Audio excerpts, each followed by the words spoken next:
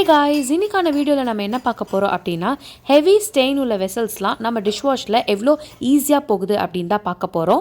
அதுக்காகவே பார்த்தீங்கன்னா நான் 2 நாளைக்கு முன்னாடி குடிச்ச பூஸ்ட் கப்பை நான் வந்துட்டு ட்ரை பண்ணி வச்சுருக்கேன். ஸோ அதை தான் நான் இப்போ உங்ககிட்ட காட்டுறேன். உங்ககிட்ட வீடியோவில் காட்டணும் அப்படிங்கிறதுக்காகவே நான் இந்த 2 கப் மட்டும் வாஷ் பண்ணாமல் வச்சுருந்தேங்க. நான் ஃபினிஷ் அப்படிங்கிற ஒரு கேப்சூல் தாங்க யூஸ் பண்ணிகிட்ருக்கேன். இந்த கேப்சூலை ஜஸ்ட் லைக் தட் நான் டிஷ்வாஷில் போட்டுருவேன். இதை கேப்சூல் ஹோல்டரில் தான் போடணும் அப்படின்னு அவசியம் இல்லை.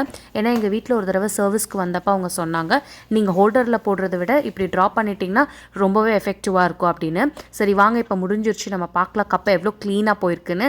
ஸோ நானும் உங்கள் கூட ரொம்ப எக்ஸைட்டடாக பார்க்குறேன். இப்போ பார்க்கலாம், நீங்கள் கப்ஸ் எல்லாம் ரொம்ப க்ளீனாக போயிருக்கு, ஒரு சின்ன ஸ்டெயின் கூட இல்லை. சவுதி பற்றின இன்ட்ரெஸ்டிங்கான வீடியோஸ் பார்க்கணும் அப்படின்னா நீங்கள் கண்டிப்பாக நம்ம சேனலை சப்ஸ்கிரைப் பண்ணிக்கோங்க. இந்த வீடியோ உங்களுக்கு பிடிச்சிருந்தா ப்ளீஸ் லைக் பண்ணுங்கள். தேங்க்யூ ஆல் ஃபார் வாட்சிங்.